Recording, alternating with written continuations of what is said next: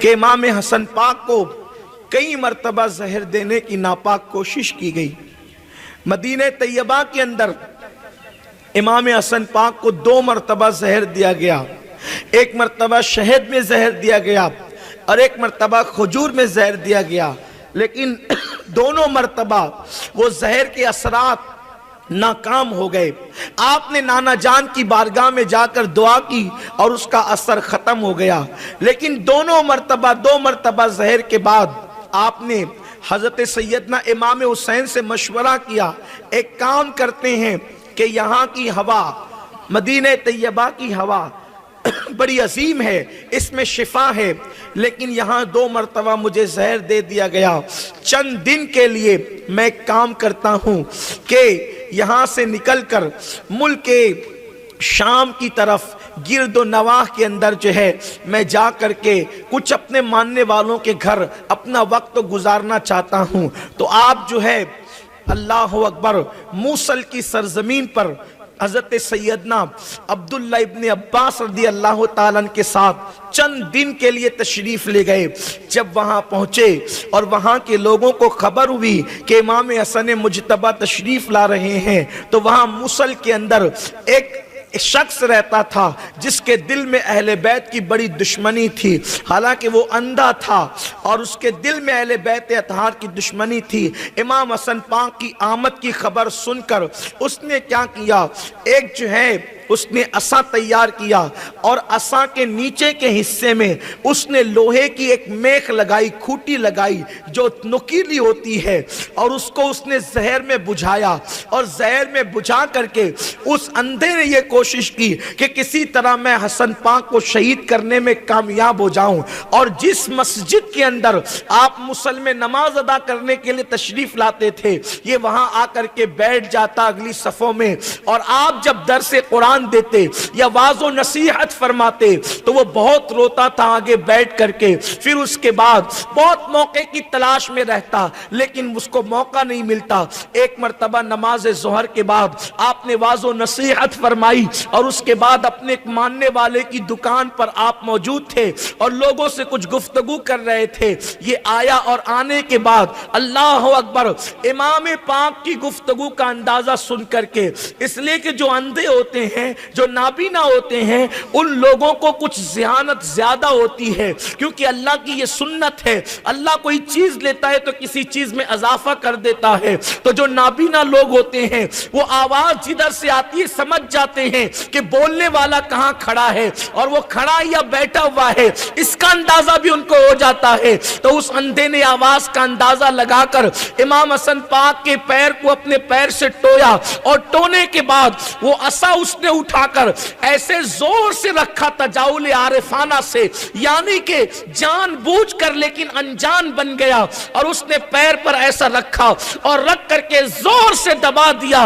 امام حسن پاک کی چیخ نکلی، اور چیخ نکلنے کے بعد لوگوں نے کہا کیا ہوا، تو کہا کہ غلطی سے عصا پیر پر آ گیا، خون کی پھواریں نکلنے لگی۔ اللہ اکبر، لوگ جو ہے وہ دوڑے کہ اس کو مارے۔ امام حسن پاک کا علم تھا، ارشاد فرمایا اس کو چھوڑ دو، اور امام حسن پاک چونکہ مولا علی کے صاحبزادے تھے، غوث پاک کے جد کریم تھے، اللہ اکبر، جس کی نگاہیں غوث العظم کی نگاہیں یہ ہے کہ فرماتے ہیں نظر تو الہ بلاد اللہ جمع کخردت علی حکم اتصالی، اللہ اکبر، فرماتے ہیں اللہ کے شہروں کو میں ایسے دیکھتا ہوں جیسے تم ہتھیلی پہ رائی کا دانہ دیکھتے ہو۔ تو جس کی اولاد کی نگاہوں کی شان یہ ہے، اس امام حسن کی نگاہوں کی شان کا عالم کیا ہوگا۔ لوگ کہتے ہیں امام حسن پاک کی فضیلت پڑھو، امام حسن کی منقبت پڑھو، امام حسن کی شان بیان کرو۔ سنی لوگ امام حسن کی شان میں زیادہ بول نہیں پاتے، میں کہتا ہوں شان حسن اتنی ہے کہ کتابیں ختم ہو جائے گی، زندگیاں ختم ہو جائے گی، الفاظ ختم ہو جائیں گے، لیکن فضیلت حسن ختم نہیں ہو سکتی، اس لیے کہ اس کی سب سے بڑی وجہ یہ ہے کہ میں حسن پاک کی فضیلت کیسے بیان کروں۔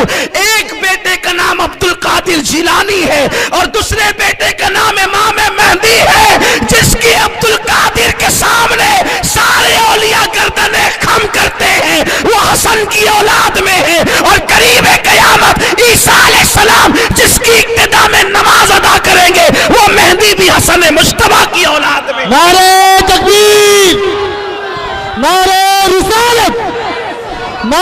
رسالت.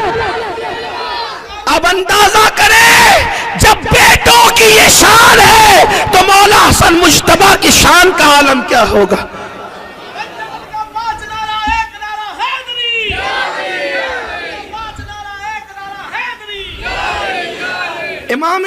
امام حسن مجتبیٰ نے فرمایا چھوڑ دو اس کو. فرمایا یہ جیسے دنیا میں اندھا یہ آخرت میں بھی اندھا رہے گا. آپ جانتے تھے اس کی نیت کیا ہے، لیکن اللہ کے فیصلے کے آگے سر تسلیم خم تھا.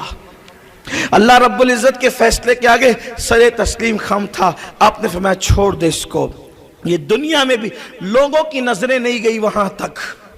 لوگوں نے سمجھا کہ شاید حسن پاک نے غصے سے کہا، لیکن بہرحال لوگ تو اس سے زیادہ غصے میں تھے. لیکن امام حسن پاک نے اس کی نیت کو جانا. فرمایا یہ جیسے دنیا میں اندھا ہے یہ آخرت میں بھی اندھا رہے گا. اور ارشاد فرمایا چھوڑ دو اس کو. وہ چلا گیا اور پھر وہ غائب ہو گیا. بہت دن تک نظر نہیں آیا. پھر حکیم کو، طبیب کو بلایا گیا. جیسے ہی وہ طبیب نے دیکھا زخم تو رونے لگا، وہ چلانے لگا. فرمایا کہ وہ غلطی سے عصا نہیں پڑا، بلکہ اس عصا کے اندر تو زہر بجھا ہوا تھا، یہ خون کے اندر مل گیا ہے. لیکن اس نے ایسی کوششیں کی کہ چند دنوں کے بعد امام حسن کی طبیعت ٹھیک ہو گئی. امام حسن پاک نے حضرت عبداللہ ابن عباس سے فرمایا ابن عباس ہم تو یہاں امن و امان کے لیے آئے تھے، لیکن یہاں بھی لوگوں نے ہمیں چین سے رہنے نہیں دیا. آپ اس سے غور کریں. بہت عبرت کی بات یہ ہے کہ جن کے نبی کی اولاد ہونے میں کوئی شک نہیں، لوگوں نے ان